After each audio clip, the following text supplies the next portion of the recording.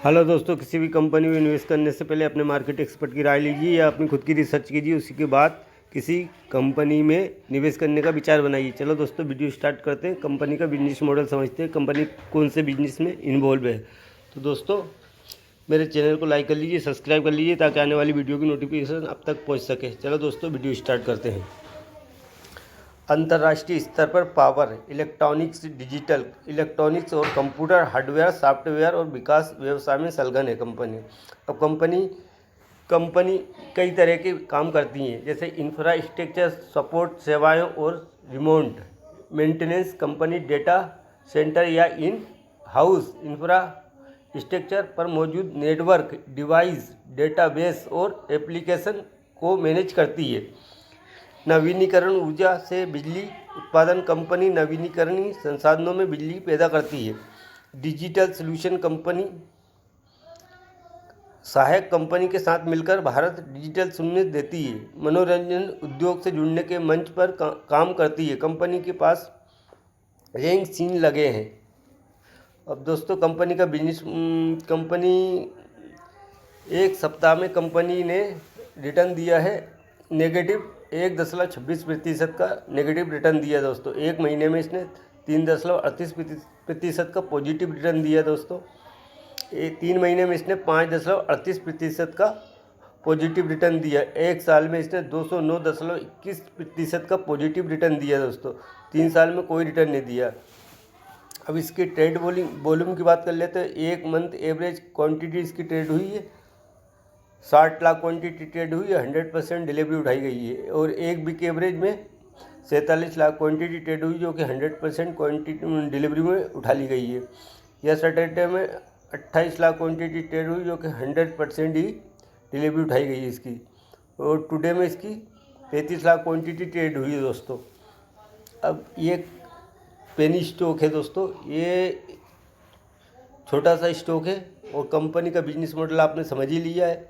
अब आपको इसको किस तरह देखना है और कैसे देखना है। ये पेनी स्टॉक जो है 2 रुपये का, जो 2 रुपये 35 पैसे का चल रहा है, ये आने वाले समय में 100 से लेकर 200 तक भी हो सकता है ये, क्योंकि आईटी सेक्टर का स्टॉक है ये।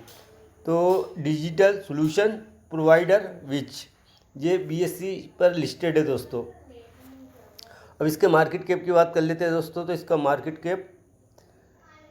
मार्केट कैप में ग्रोथ हुई 274 करोड़ का इसका मार्केट कैप है दोस्तों। करंट प्राइस का 2 रुपये 35 पैसे का है दोस्तों। हाई इसका 3 रुपये 85 पैसे का है, 86 पैसे का है।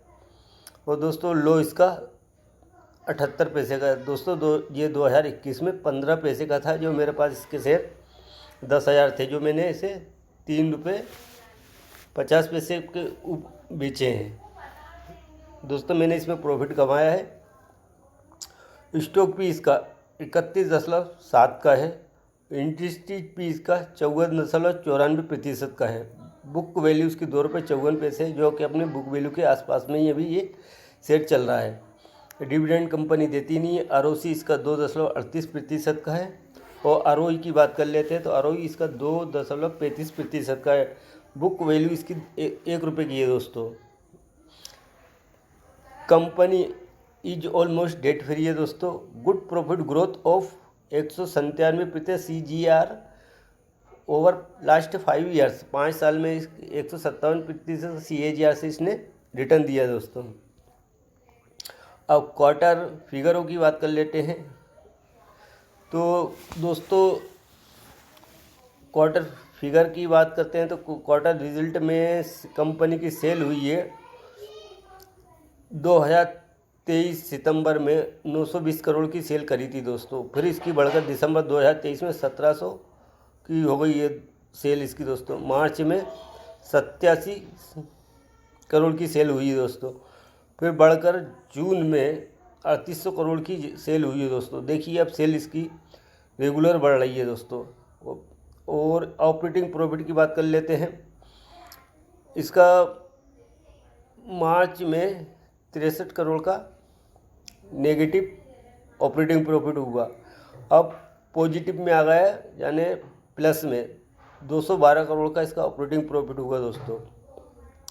ओपीएम में भी ग्रोथ हुई है, 5.88% का ओपीएम होगा जो नेगेटिव में था मार्च में, जो अब नेगेटिव में हो गया है दोस्तों।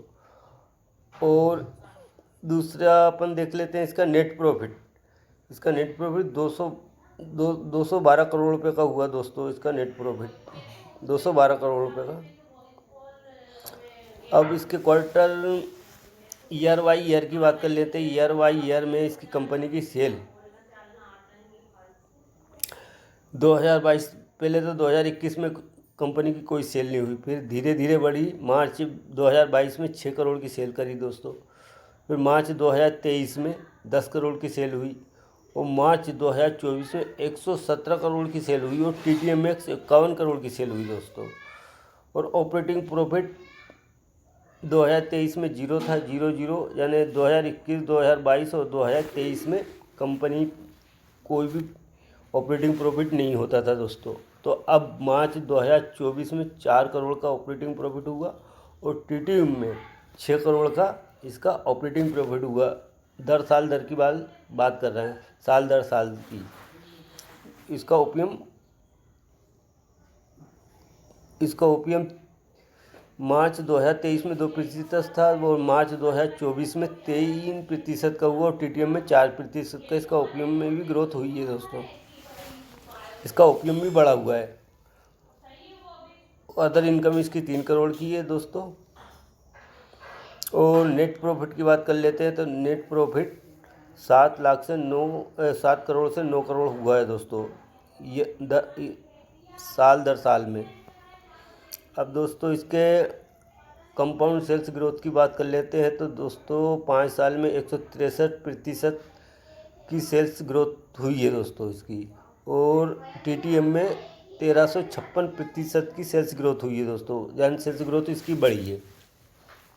अब कंपाउंड प्रॉफिट ग्रोथ की बात कर लेते हैं दोस्तों। 5 साल में 157% प्रॉफिट ग्रोथ हुई है इसकी दोस्तों, और 3 साल में 302% की प्रॉफिट ग्रोथ हुई है, और TTM में 1818% की प्रॉफिट ग्रोथ हुई है दोस्तों।